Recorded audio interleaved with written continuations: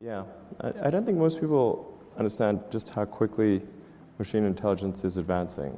It's much faster than almost anyone realizes, even within Silicon Valley, and certainly outside Silicon Valley, people really have no idea.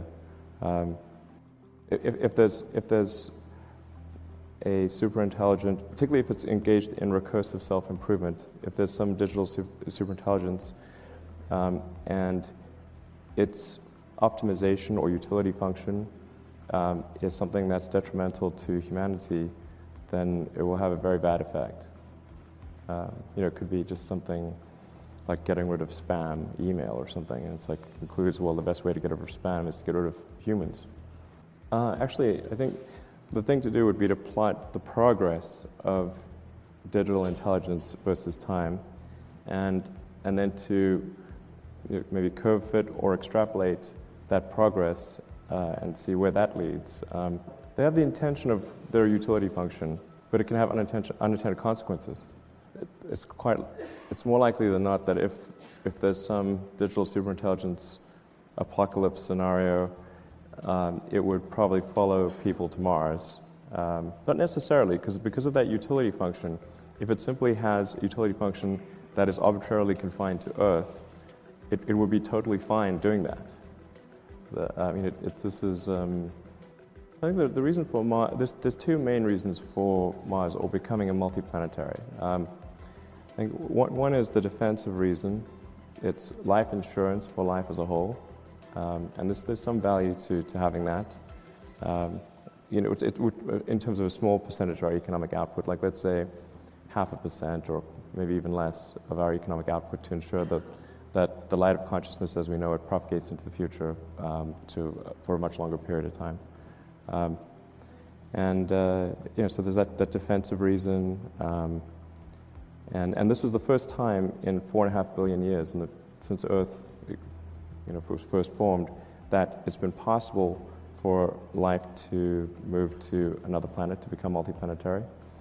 And that window may be open for a long time, or it may be open for a short time. I'm actually quite an optimistic person, so I'm hopeful that it'll be open for a long time, but maybe it'll be open for a short time, in which case we should take action now and not delay. I'll just say the other reason, which I actually find personally more motivating with respect to Mars, which is that it would just be the greatest adventure ever, and very exciting. And I think we need things in life that are exciting and inspiring. It can't just be about solving some awful problem. There have to be reasons to get up in the morning. Mm-hmm. Yeah, I mean, I think it is going to, from what I've heard of Oculus Rift and some of the other immersive technologies, that it's quite transformative. You really feel like you're there. And then when you come out of it, it feels like reality isn't real. So I think we'll see probably less physical movement in the future as a result of the virtual reality stuff. There's some interesting things here on the virtual reality front. And on the whole notion of a simulation, which is that if you extrapolate into the future and say, well, how good, let's say, will video games be in 100 or 200 or 1,000 years from now? If there's continued improvement, and you're in a full-body haptic suit with a sort of surround vision, and it becomes, beyond a certain resolution, indistinguishable from reality. And there are likely to be millions, maybe billions of such simulations. So then, what are the odds that we're actually in base reality? Isn't it 1 in billions? So where we are right now is on the SpaceX front, we've made evolutionary but not revolutionary progress. We're hoping to make revolutionary progress in the coming years. But the key breakthrough that they're aiming for is to be able to have the rocket booster come back and land. It's been expendable rockets up till now, really, except for the space shuttle was partly reusable. But it was extremely difficult to refurbish for flight. You needed 10,000 people needed to work 9 months to refurbish the space shuttle. So what we really need is rapid and complete reusability, like an aircraft or a car or really any mode of transport is besides rockets is reusable. Horse, bicycle, you can think of almost anything. But imagine if that mode of transport was not reusable. So very, very unfortunate in the case of the horse. But even like in cars, like if you could use a car once, and you have to buy a new car every time you took a journey, odds are you would not buy many cars because they would be very expensive. So reusability essentially opens the door for reducing the cost of spaceflight by a factor of 100 or more. Yeah, in the beginning there was no government. I funded SpaceX entirely with the proceeds from PayPal. We got our sort of first government contract about 5 or 6 years after starting the company from NASA. But I should say NASA's maybe a quarter of our flights, 3/4 are commercial. I'm not exactly sure whether we're at the right number for basic research. I mean, I'm a fan of research, so I'd be in favor of spending more money on that, allocating more resources to basic research. But I think the government's doing quite a bit. I mean, NASA's doing a lot of things. We've obviously got the rovers on Mars. We've got the Hubble, things like the Hubble telescope, the upcoming James Webb telescope.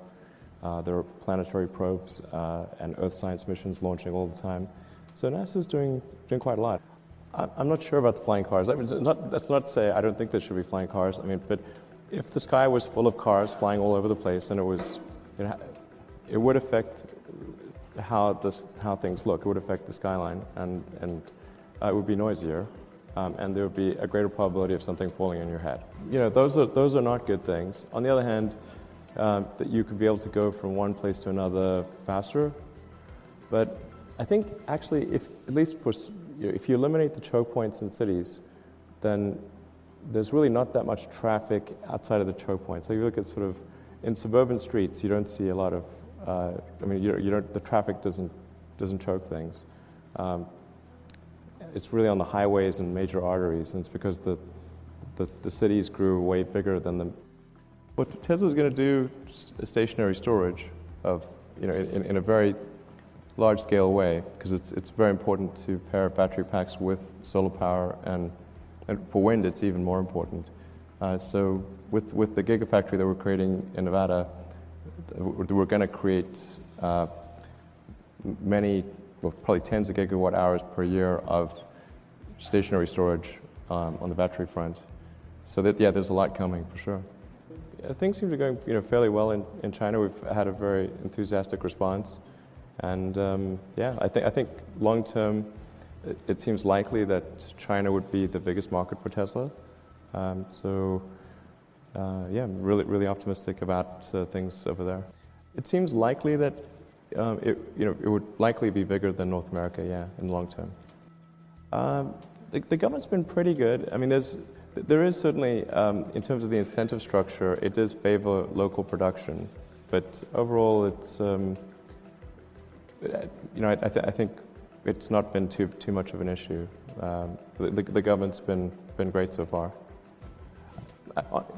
This may sound trite, but I honestly think tunnels should be given a lot more consideration. If you look at a city, if you have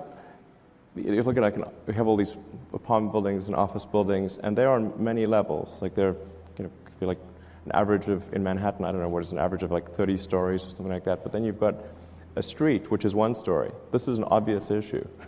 Like you have a 30-to-1 ratio of, and you can have tunnels too. The tunnels don't have to follow the buildings. They can go diagonally through the basement. Yeah. Yeah, and you can have as many levels as you want. So it's really just the cost of building the tunnels, but really a tunnel's a hole in the ground. Like how hard can it really be? I mean, it seems like if some entrepreneurs put their effort into building tunnels, it's within cities. It's sort of tunnels and tubes, for long distance travel, I really think that the vertical takeoff landing electric supersonic aircraft is the way to go. I think it's very doable.